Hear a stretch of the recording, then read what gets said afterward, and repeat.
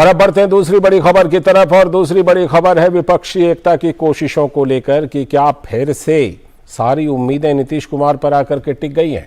बिहार के मुख्यमंत्री नीतीश कुमार विपक्षी एकता की पहल के तहत राजधानी दिल्ली में कई दलों के नेताओं से मुलाकात कर रहे हैं और इसी सिलसिले में उन्होंने कांग्रेस अध्यक्ष मल्लिकार्जुन खड़गे और राहुल गांधी से मुलाकात की, जिसके बाद मल्लिकार्जुन खड़गे ने कहा कि हमने बैठक में आज बहुत से मुद्दों पर चर्चा की और तय किया कि सभी पार्टियां एकजुट होकर आगे के चुनाव लड़ेंगी। सभी पार्टियों को एकजुट करना और एक होकर आगे जो चुनाव आएंगे उस चुनाव में एकजुट दिखाकर लड़ना, तो ये हमारा निर्णय हुआ है और हम सभी मिलके उसी रास्ते पे काम करेंगे। वहीं मुलाकात के बाद नीतीश कुमार ने कहा कि हम आगे एक साथ काम करेंगे, ये तय हो गया है। अधिक से अधिक पार्टियों को पूरे देश में एकजुट करने का प्रयास करें और उसके लिए हम लोग अपना कोशिश करेंगे। सब लोग एग्री करेंगे, वो सब लोग बैठेंगे और एक साथ हम लोग आगे का काम करेंगे। और इन सब के बीच केंद्रीय मंत्री अनुराग सिंह ठाकुर ने विपक्षी एकता पर हमला बोलते हुए कहा कि भ्रष्टाचार के दलदल में डूबे कुछ दल जब एकत्रित होते हैं तो महागठबंधन बन जाता है। 2014 और 2019 में भी यही ठगबंधन बना था, लेकिन कुछ हो नहीं पाया। जनता जानती है कि विपक्षी दल भ्रष्टाचार में डूबे हुए हैं। दूसरी ओर इनका मुकाबला नरेंद्र मोदी जी से है, जिनकी 22 साल की सीएम से लेकर पीएम तक की राजनीतिक ईमानदार और साफ रही है। भ्रष्टाचार के दलदल में डूबे कुछ दल जब एक जगह इकट्ठे होते हैं तो महाठगबंधन बनता है। भ्रष्टाचार छिपता नहीं है। लोग इनकी नीतियों को जानते हैं कि ना इनके पास कोई नीतियां हैं, ना नेतृत्व है, ना ही साफ नीयत है। और जब नीयत में ही खोट हो तो जनता कभी वोट नहीं देती। और 2014 में 2019 में बहुत प्रयास इन्होंने किए, यही ठगबंधन बना था। 2017 में 2022 में उत्तर प्रदेश में भी महाठगबंधन बना था, नहीं हो पाया कुछ। कारण जनता जानती है कि ये जो विपक्षी दल हैं, इनका कारनामे, इन्होंने जो वायदे किए थे उससे मुकर गए और भ्रष्टाचार में डूबे हुए हैं। दूसरी ओर तुलना किससे है, मुकाबला किससे? नरेंद्र मोदी जी से। और नरेंद्र मोदी जी की 22 साल की राजनीति सीएम से पीएम तक की ईमानदार रही, पाक साफ रही, बगैर किसी छुट्टी के देश के लिए समर्पित रहे।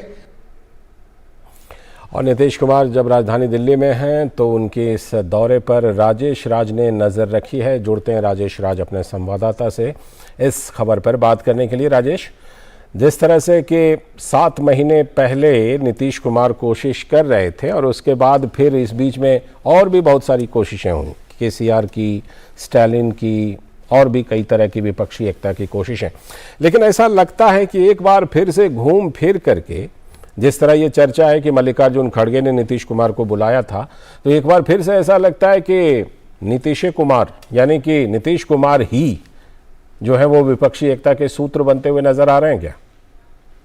देखिए, ये खबर तो ज़रूर आ रही है कि मल्लिकार्जुन खड़गे जो कांग्रेस के राष्ट्रीय अध्यक्ष हैं और राज्यसभा में नेता विपक्ष हैं, उन्होंने नीतीश कुमार को बुलाया था।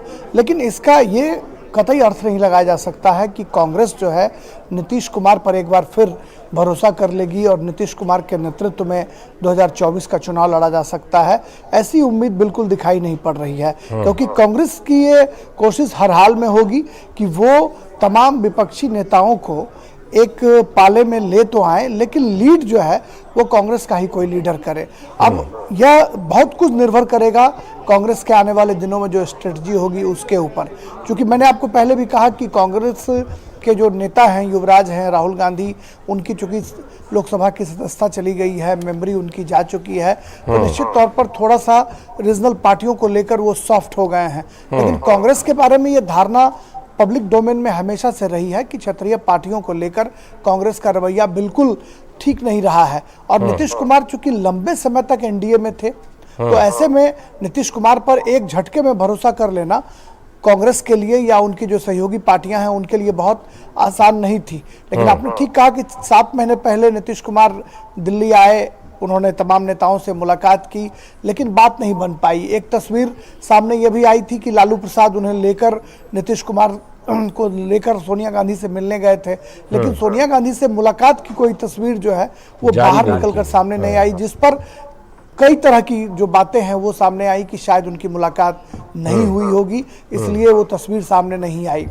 तो हम कह सकते हैं कि नीतीश कुमार की मुलाकात मल्लिकार्जुन खड़गे से हुई है, उसमें राहुल गांधी भी मौजूद थे, और एक लंबे अरसे के बाद हमने उस बैठक में सलमान खुर्शीद को देखा, जो कांग्रेस के कभी कद्दावर नेता रहे, लॉयर भी हैं, और मनोज झा आरजेडी की तरफ से, ललन सिंह जो जेडीयू के राष्ट्रीय अध्यक्ष हैं वो उस बैठक में थे, तेजस्वी यादव जो डिप्टी सीएम है बिहार के वो बैठक में थे, नीतीश कुमार स्वयं बैठक में थे, और इन तमाम लोगों की मौजूदगी में नीतीश कुमार ने कहा कि विपक्ष को एकजुट करना है। राहुल गांधी ने भी कहा कि विपक्ष को एकजुट करना है, और अब देखना होगा कि क्या नीतीश कुमार के बारे में ये कहा जा रहा है कि वो, उनको ये पता है कि बिहार की राजनीति में उनकी ये आखिरी पारी है, तो निश्चित तौर पर वो चाहेंगे कि सेंटर में कुछ ऐसी जिम्मेदारी उन्हें मिले जिसको वो कैरी ऑन कर सकें और 2024 के चुनाव में चेहरा बन सकें। राजेश, लेकिन आज जो जिस बैठक की बात आप कर रहे हैं इसमें तो महागठबंधन के वही दल हैं जो बिहार में पहले से एक साथ हैं,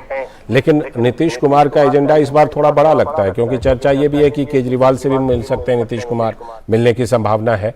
तो क्या नीतीश कुमार को आगे का जो उनका प्रोग्राम है उसके बारे में कुछ जानकारी मिली है कि इस बार कब तक दिल्ली में हैं, किन किन नेताओं से मिलने वाले हैं?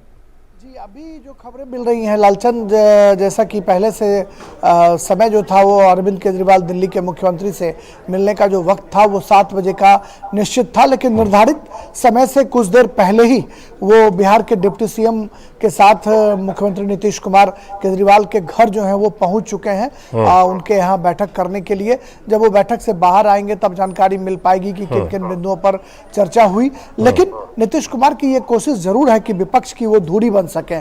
जो खबरें आ रही हैं मीडिया में छन छन कर, या पॉलिटिकल पंडित जो कयास लगा रहे हैं कि यूपीए में कन्वेनर का जो पद है वो खाली है, यूपीए की चेयरपर्सन सोनिया गांधी है, कन्वेनर के पद पर नीतीश कुमार की नज़र टिकी हुई है। वो चाहते हैं कि संयोजक का पद जो है यूपीए का किसी तरह से हथियाया जाए, ताकि राष्ट्रीय परिप्रेक्ष्य में एक माहौल जो है वो क्रिएट किया जाए। और आपने 3 बजे जब आपसे बात हो रही थी तो आपने कहा कि अगर कन्वेनर का पद उन्हें मिल जाता है तो कहीं ना कहीं प्रधानमंत्री पद की जो उम्मीदवारी है, दावेदारी है, उसके लिए भी वो अपने को फिट महसूस करने लगेंगे। फील गुड वो पहले से कर रहे हैं कि मुख्यमंत्री प्रधानमंत्री पद के वो मटेरियल हैं, इसके लेकर वो फील गुड तो पहले से कर रहे हैं। राजेश, लेकिन 1 लाख टके का सवाल ये है कि नीतीश कुमार करीब करीब 2 दशक तक तो एनडीए के साथ रहे हैं, ऐसे में यूपीए का कन्वेनर बनना और उनकी स्वीकार्यता यूपीए के नेताओं के अंदर में, जहां शरद पवार जैसे नेता हैं, ममता बनर्जी जैसी नेता हैं, उनमें मतलब ये बहुत कठिन नहीं है उनकी राह इस मामले में? बिल्कुल आपने सही कहा, अगर कन्वेनर का पद उन्हें मिलता भी है तो वो फूलों की सेज नहीं कांटों का ताज होगा, और वो कांटों का ताज लेकर जब विपक्षी एकता की का सूत्रधार बनने की कोशिश करेंगे तो सवाल वो खड़ा जरूर होगा कि क्या शरद पवार उनको एक्सेप्ट करते हैं कि नहीं। तृणमूल कांग्रेस की जो नेता है, पश्चिम बंगाल की मुख्यमंत्री ममता बनर्जी उनको एक्सेप्ट करती हैं कि नहीं। उनकी कोशिश होगी, नवीन पटनायक उनके पुराने मित्र रहे हैं, उनकी कोशिश होगी कि नवीन पटनायक को मनाया जाए, उनकी कोशिश होगी केसीआर तक पहुंचा जाए, स्टालिन के साथ संबंध अच्छे रहे हैं। तो कुल मिलाकर हम ये देख सकते हैं कि नीतीश कुमार कोशिश जरूर करेंगे कि विपक्षी एकता की न सिर्फ वो सूत्रधार बने, बल्कि कांग्रेस के भीतर भी उनको लेकर एक स्वीकार्यता बढ़े। लेकिन भारतीय जनता पार्टी या एनडीए के साथ 2 दशक पुराना जो उनका रिश्ता रहा है वो रह कर उनका पीछा नहीं छोड़ेगा। जैसे अभी कांग्रेस के साथ आने के बाद के पहले भी यह खबरें लगातार छन कर आ रही थी कि शायद वो फिर से पलटी मारें और एनडीए के साथ चले जाएं। बिल्कुल, और ऐसी जब संजय बड़ी चर्चा थी, छठ का प्रसाद लेने गए थे तो भारतीय जनता पार्टी के खेमे में एक बार फिर ये बात सामने आ रही थी कि शायद चाचा कहीं पलटी ना मार लें। तो नीतीश कुमार का जो पुराना अतीत है वो उन्हें पीछा नहीं छोड़ेगा, भले ही वो यूपीए में कन्वेनर का पद भी हथिया लें या कन्वेनर का पद उन्हें मिल भी जाए, लेकिन विपक्षी जो बड़े जो बट वृक्ष माने जो नेता हैं वो उनको कितना स्वीकार करेंगे, ये लाख आने वाले टके का दिनों में सवाल है सबसे बड़ा सवाल होगा और ये मौजूद सवाल होगा। बहुत बहुत शुक्रिया राजेश जुड़ने के लिए और इस तमाम विश्लेषण के लिए। अब नीतीश कुमार की कोशिशें जारी हैं, कितनी सफलता मिलती हैं देखी जाएंगी।